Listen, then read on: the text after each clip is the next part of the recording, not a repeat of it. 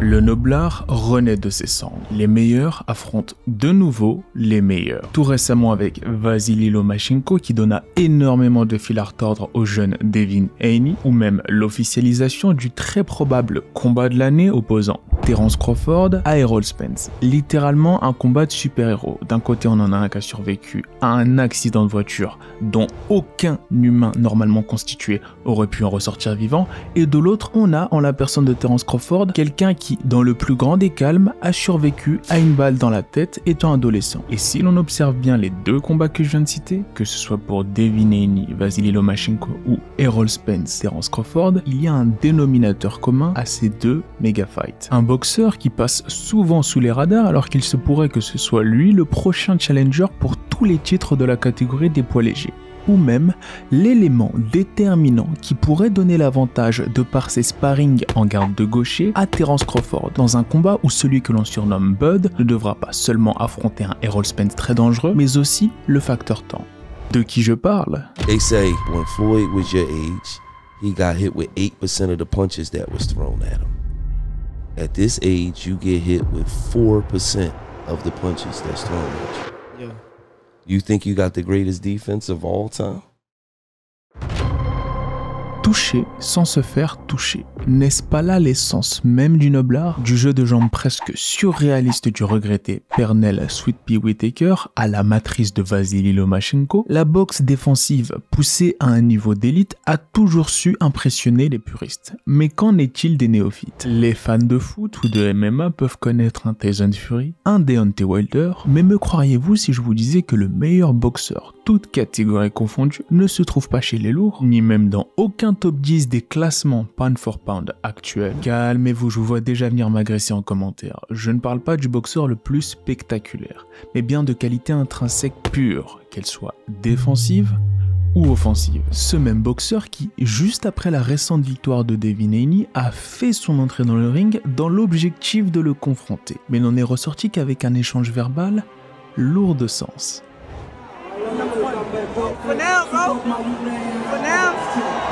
Les amoureux du noblard l'auront bien sûr reconnu, je parle de Shakur Stevenson. Bienvenue dans l'épisode 7 des Stories du GOAT.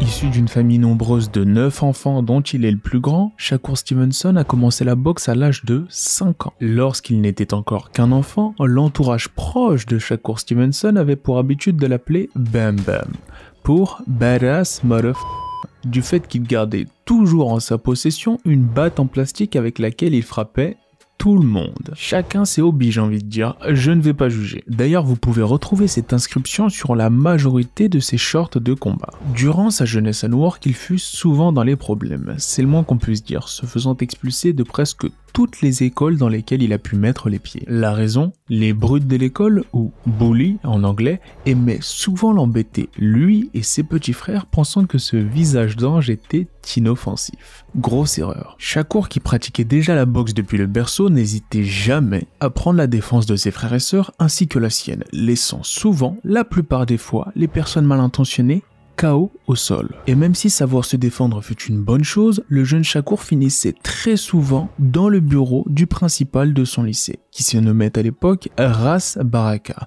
aujourd'hui devenu maire de Newark, avec qui Shakur entretient maintenant de bonnes relations. Souvent victime de sa tête d'ange, rares furent les personnes qui voyaient en lui le potentiel d'un grand champion. Ce fut sans compter la présence de Wally Moses, aka Coach Moses, le grand-père de Shakur qui représente pour ce dernier un père, un ami et un entraîneur. Coach Moses fut notamment la raison principale pour laquelle le jeune américain fait aujourd'hui partie de l'élite mondiale de la boxe. En effet, ayant grandi dans les quartiers dangereux de Newark où rap et deal de drogue sont souvent les seuls moyens de s'en sortir pour la majorité des jeunes de la ville, Wally Moses fit le choix judicieux d'enfiler très tôt une paire de gants à Shakur en lui apprenant d'abord les fondamentaux de la défense en boxe. Petite astuce pour celles et ceux qui débuteraient la boxe, on reconnaît souvent un bon entraîneur au fait qu'il vous apprenne à vous défendre avant d'attaquer, et non l'inverse. Ainsi, les entraînements réguliers ont permis à Shakur de rester éloigné des lieux à problème tels que les boîtes de nuit, les soirées à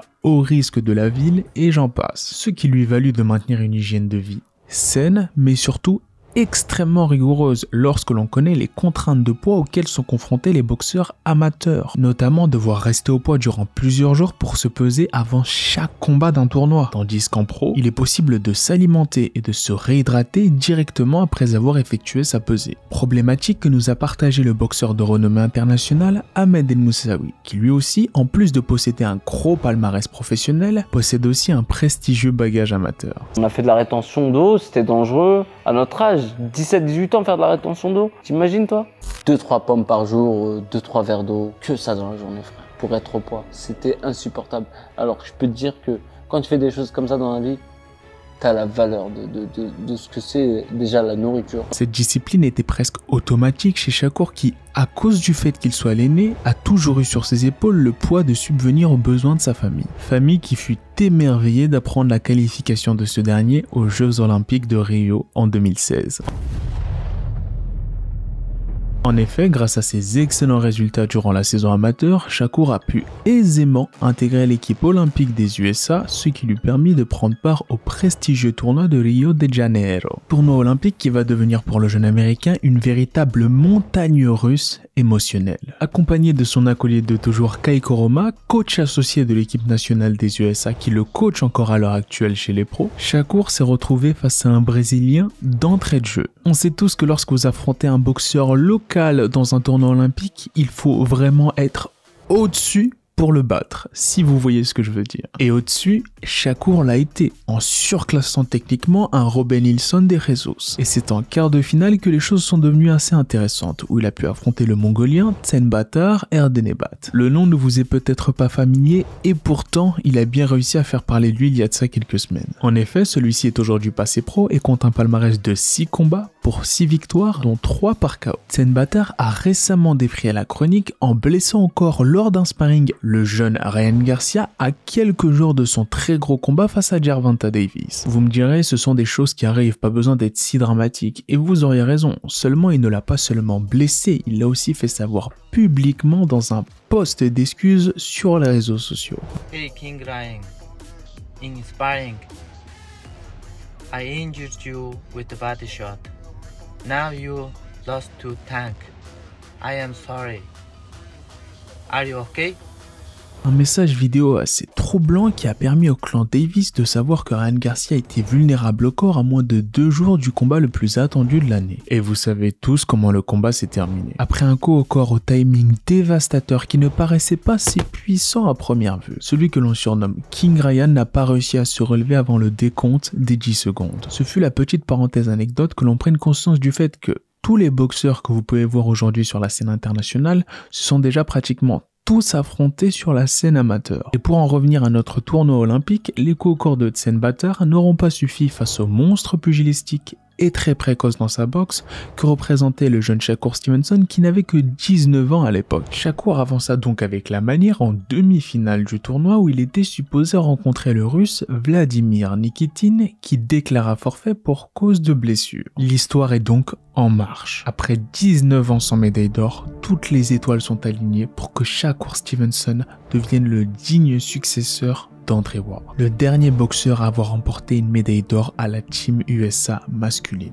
Seulement, voilà, Shakur s'est retrouvé face à un très gros client qui n'est nul autre que le Cubain Robeisy Ramirez. Oui, vous avez bien entendu, un Cubain au JO, toujours bourbier. Pour celles et ceux qui ne connaissent pas Robeisy Ramirez, c'était tout simplement le champion olympique en titre, qui avait réussi à se hisser pour la 2e fois en finale du tournoi afin d'y défendre sa médaille d'or.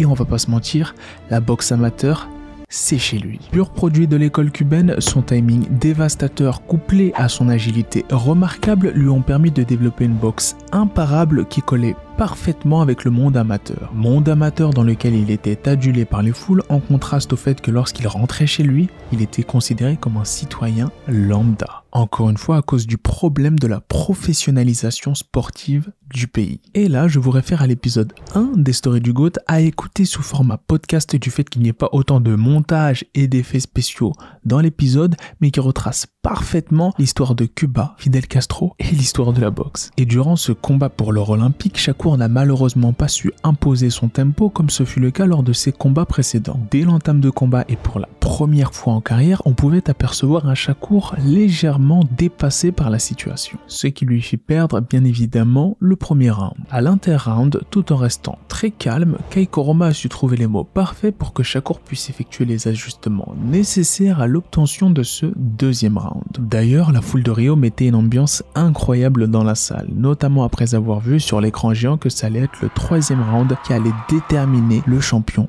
olympique de cette édition. Troisième round qui fut extrêmement disputé, dans lequel encore une fois les changements de tempo et la précision de Robeisy ont énormément gêné l'américain. On rappelle que c'est la catégorie des bantams et que le rythme y est presque surhumain, d'autant plus dans un tournoi où les combats se sont enchaînés. C'est donc l'heure de la décision des juges. Moment fatidique. Le premier juge le donne à Robeisy, le second le donne à Shakur. Le monde retient son souffle et là, c'est le drame.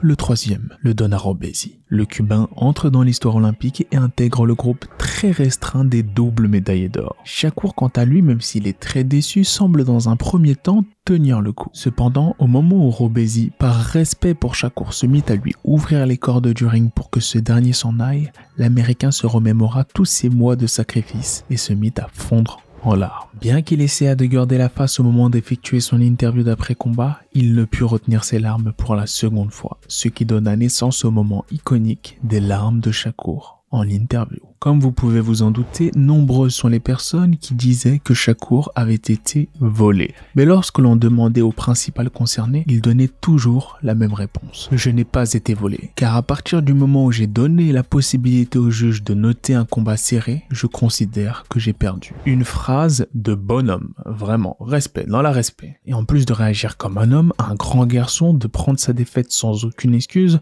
cette phrase-là a surtout laissé présager du monstre qu'allait devenir Shakur Stevenson chez les pros. Car des combats serrés qu'il considérait dorénavant comme des défaites, il n'y en a pratiquement plus eu dans sa carrière pro du fait qu'il domine brutalement la grande majorité de ses adversaires. Ce revers olympique a littéralement transformé le jeune Shakur Stevenson en machine à gagner, un peu comme Floyd Mayweather lors des JO d'Atlanta en 1996 lorsqu'il ne repartit qu'avec la médaille de bronze. Et là aussi, la jeune légende a pleuré. En effet, le monde pro est bien différent du monde amateur. Là où Shakur fut champion du monde chez les plumes et champion unifié chez les super plumes à seulement 24 ans, Ramirez, lui, a perdu ses débuts pro face à Adán González, un boxeur qui est aujourd'hui à 5 victoires, 4 défaites et 2 nuls. Et ce n'est qu'en 2023 que le Cubain, à l'âge de 29 ans, a pu capturer son premier titre mondial, la ceinture WBO des poids plumes. Alors pour sa défense, il est quand même passé pro plus tard que Shakur et a quand même obtenu 2 médailles d'or et un titre mondial à l'âge de 29 ans. Ça reste un accomplissement phénoménal. Mais si le monde amateur appartient aux Cubains, le monde pro appartient clairement aux Américains. Et aujourd'hui, on peut observer qu'après sa montée chez les légers, Shakur va tenter d'inscrire un peu plus son nom dans la légende en tentant de remporter un titre mondial dans sa 3e catégorie de poids. Catégorie dont toutes les ceintures sont possédées par Devin Haney, autre génie précoce de la boxe que Shakur connaît bien puisqu'il a mis les gants à plusieurs reprises avec celui que l'on surnomme The Dream. En effet, avant même que Shakur et Devin ne soient considérés comme des menaces dans le monde professionnel, ils se livraient déjà des guerres en sparring, qui sont considérées aujourd'hui comme des classiques de YouTube, à une époque où Devin n'avait que 16 ans, et Shakur seulement 17. Bien que les deux boxeurs soient extrêmement impressionnants de maturité, on a pu observer que dans la majeure partie des échanges, Shakur, plus à l'aise, prenait légèrement le dessus sur son confrère américain. Et cela n'a pas laissé indifférent l'œil de certains analystes boxe, tels que Max Kellerman, qui n'a pas tari d'éloge au sujet de Shakur Stevenson en disant clairement que de tous les prospects actuels de la boxe, dans sa catégorie, c'est Shakur qu'il voit finir au sommet devant des Tank Davis, des Devin Haney, des Ryan Garcia et j'en passe. L'un des éléments qui lui font avancer de tels propos si sereinement est notamment la capacité d'analyse et d'anticipation qui font qu'aujourd'hui, sur la scène mondiale boxe, Shakur Stevenson est le boxeur qui prend le moins de coups à chaque fois qu'il monte sur le ring. Ces récents résultats, notamment son incroyable domination face au très dangereux Oscar Valdez, nous permettent d'aller dans le sens de Monsieur Kellerman. Et ça, Shakur le doit à ses compétences pugilistiques phénoménales, mais aussi à son mental hors du commun. Vous l'avez certes vu pleurer en Mondovision aux Jeux Olympiques, mais ces images ne reflètent en aucun cas une fragilité d'esprit. Là où le jeune Shakur a réussi tous ses accomplissements en ayant grandi dans une situation familiale assez particulière. Avant de remporter ses premiers gros cachets dans le sport du noblard, Shakur habitait avec sa mère et ses 8 frères et sœurs dans une petite maison de Newark dans laquelle ils se partageaient les chambres. En effet, jusqu'à son adolescence et ses premiers succès en boxe anglaise, Shakur ne connaissait pas son père biologique, avant que ce dernier ne refasse irruption dans sa vie afin de faire connaissance avec son fils. Shakur a catégoriquement refusé celui qu'il ne considérait plus comme son père revenir dans sa vie, choix qu'il regrettera amèrement lorsqu'il apprendra quelques mois plus tard la mort subite de ce dernier via un post Instagram alors qu'il se préparait pour un combat de championnat du monde. Histoire tragique qui inculquait à Shakur Stevenson la notion de pardon qu'il aurait probablement accordé à son père biologique s'il savait que ses jours étaient comptés. D'autant plus que le fait d'avoir grandi sans père a parfois mené le jeune Shakur Stevenson à laisser entrer dans son entourage des personnes pour le moins problématiques. Comme la majorité des champions ayant grandi dans la précarité, une part d'ombre du passé peut par moments refaire surface. Comme la fois où Shakur et son ami boxeur David Grayton ont été surpris par des caméras de surveillance dans une bagarre très violente. Vidéo dans laquelle on peut apercevoir le champion dans 2 catégories asséner des coups puissants à un civil. Et je vous garantis que si Shakur n'avait pas le meilleur avocat de la planète, il serait probablement en train de servir des frites au fast-food de sa ville actuellement. Et malheureusement, lorsqu'on parle de bagarre, de violence et de Shakur, ça revient de manière assez récurrente, notamment après sa victoire face à Oscar Valdez où il s'est retrouvé dans une bagarre générale complètement folle dans laquelle la police a dû intervenir. Et oui, l'enfant de Brick City, désormais papa d'une magnifique petite fille, a dû drastiquement changer son mode de vie qui fut lié étroitement à son insu au monde du rap et de la rue. Car pour information, le manager de Shakur Stevenson n'est nul autre que Jay Prince. Oui, ce même Jay Prince dont le fils a organisé la soirée dans laquelle le rappeur Takeoff a perdu la vie. Vous savez ce qui est le plus fou dans cette histoire? C'est que Shakur était présent à cette soirée et se tenait à quelques mètres du rappeur avant que ce dernier ne se fasse tuer. Donc quand je parle d'entourage toxique, je ne pense pas exagérer sachant que ce même entourage a failli lui coûter la vie. Mais il n'y a pas que du négatif bien évidemment car il a pu construire une magnifique famille avec la rappeuse Michelle Raxton aka Young Lyric, sa fiancée et mère de leur fille. Il est facile de critiquer quelqu'un pour ses fréquentations douteuses mais il faut aussi savoir féliciter le choix judicieux de ses mentors. En l'occurrence ici le très talentueux Terence Crawford avec qui Shakur entretient une relation assez particulière. Le seul dont Shakur admet s'être fait mettre à l'amende en sparring. En effet, leur première rencontre eut lieu en bord de ring durant un tournoi national amateur auquel Shakur participait alors qu'il n'avait que 16 ans. Le jeune prospect aperçut Terence dans le public juste après que l'arbitre eut fini de lever sa main pour le désigner vainqueur de son combat du jour. Et alors que Shakur était encore sur le ring, ses premiers mots au champion du monde furent « Hey, toi !» je vais te démolir. Assez surprenant, je vous l'avoue, mais Terence Crawford répondit de suite par les mêmes invectives en rigolant. Puis Shakur l'invita à venir voir ses combats du lendemain. Intrigué et curieux de savoir s'il y avait du poids derrière les mots du jeune Shakur, Terence accepta naturellement l'invitation. Grand fut son étonnement lorsqu'il assista à une démonstration technique qui permit à Shakur de remporter le tournoi national de sa catégorie, aux côtés d'un autre talent d'exception, Devin Haney. Terence racontera plus tard qu'il fut subjugué par le talent de Shakur et Devin à l'époque. Il savait que ces deux-là représentaient le futur de la boxe, même s'il a tout récemment déclaré dans le célèbre podcast de Wallow et Gilly the Kid que le combat le plus compliqué pour Shakur Stevenson serait probablement face à un Tank Davis de par la puissance qu'il dégage. Et quelques mois après cette première rencontre, Shakur Stevenson se retrouvait dans le Colorado pour effectuer son camp d'entraînement. À la fin de sa séance d'entraînement quotidienne, l'une des personnes qui accompagnait Shakur à l'entraînement appela de manière tout à fait inopinée par FaceTime le champion du monde Terence Crawford. Lorsque Shakur aperçut son visage à travers l'écran de téléphone, il lâcha sans hésitation « Yo, t'es où? Laisse-moi venir mettre les gants avec toi. » Terrible erreur, ou plutôt devrais-je dire grande leçon, car après une réponse positive de Terence, alors même que Shakur venait de terminer son entraînement, il sauta dans sa voiture pour aller rejoindre le champion du monde. Et là, il s'est tout simplement fait démolir par Terence Crawford dans une session de sparring complètement à sens unique. C'est d'ailleurs précisément ce jour-là que Shakur Stevenson prit conscience du niveau mondial et du fait qu'il fallait impérativement s'améliorer s'il voulait un jour lui aussi devenir champion du monde. Et si toi aussi comme Shakur tu prends conscience qu'il devient aujourd'hui impératif de s'améliorer dans tout ce que l'on fait et notamment dans la création de contenu si c'est l'une de tes ambitions, notamment te lancer sur YouTube, Instagram, Twitch, Kik et toutes les autres plateformes, je t'invite à télécharger, lien en description, l'ebook d'une 60aine de pages dans lequel j'ai rédigé les 9 clés qui m'ont permis de monétiser ma passion grâce à YouTube et notamment à mes compétences en post-production. C'est complètement gratuit et j'ai mis pas mal de temps à travailler dessus pour essayer de vous fournir le maximum de valeur. En effet, l'un de mes meilleurs accomplissements, je pense, ce ne serait pas forcément d'atteindre le 1 million d'abonnés, mais vraiment de permettre à vous, les GOATs, ou du moins une partie, de me rejoindre dans cette journée de créateurs de contenu pour qu'on puisse créer du contenu ensemble et surtout du contenu qualitatif. Ce serait donc avec plaisir que j'attendrai vos retours sur ce livre. Et quoi de mieux que de finir cette incroyable story du GOAT sur l'incroyable anecdote derrière le premier combat de championnat de Shakur, à savoir la ceinture WBO vacante des poids plumes.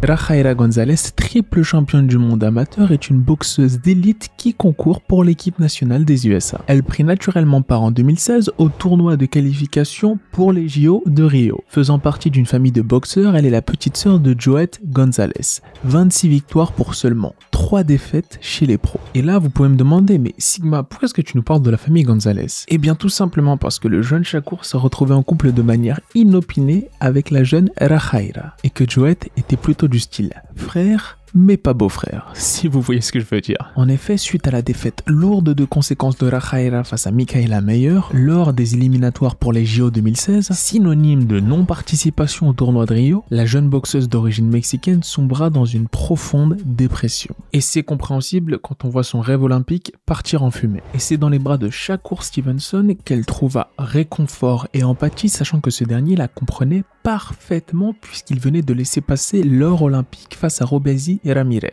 Et suite à cet échec, Rajaira prit la décision de s'engager dans l'armée et de boxer pour l'équipe militaire des USA. C'est alors que leur idylle se poursuivit à distance. Et il faut noter que c'est la première fois que le jeune Shakur tombait amoureux. Le pauvre ne savait pas trop comment s'y prendre puisqu'il n'avait jamais été en couple auparavant et qu'il était âgé de 2 ans de moins que Rajaira. Bien évidemment, cela ne les a pas empêchés de vivre leur amour pleinement. Seul problème, et pas des moindres, la famille de la boxeuse était très stricte sur les relations hommes-femmes. Le père imposait une règle très simple à ses enfants. Pour les femmes, pas de petite amie avant les 27 ans. Pour les hommes, pas de petite copine avant les 24 ans. Tout cela dans le but de rester concentré à 100% sur la boxe anglaise. Imaginez l'étonnement de son père lorsqu'il fit la découverte par les réseaux sociaux que sa fille était en couple avec le jeune Shakur, sachant que Rajaira lui avait dit que ce n'était qu'un ami. Pour couronner le tout, Shakur et Joet González se sont toujours détestés pour diverses raisons. Et ça tombe bien puisque le 26 octobre 2019, les deux hommes ont eu l'opportunité de régler leurs différends sur le ring pour le titre vacant WBO des poids plumes. Oui, on pourrait croire que c'est le scénario d'une telenovela mexicaine, mais ce sont bien des faits réels. Et durant ce combat, la domination fut à sens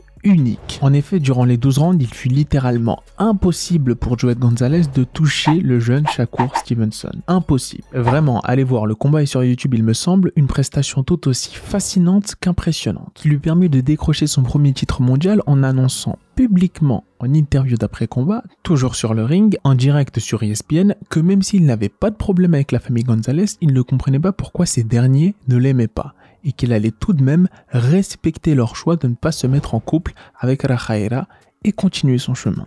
J'ai envie de vous dire, tant mieux pour la famille González, mais c'est quand même chaud pour l'aîné de la famille, qui est Joet, de se faire outboxer sur 12 rounds par l'ex de sa petite sœur en direct à la télévision. Aïe.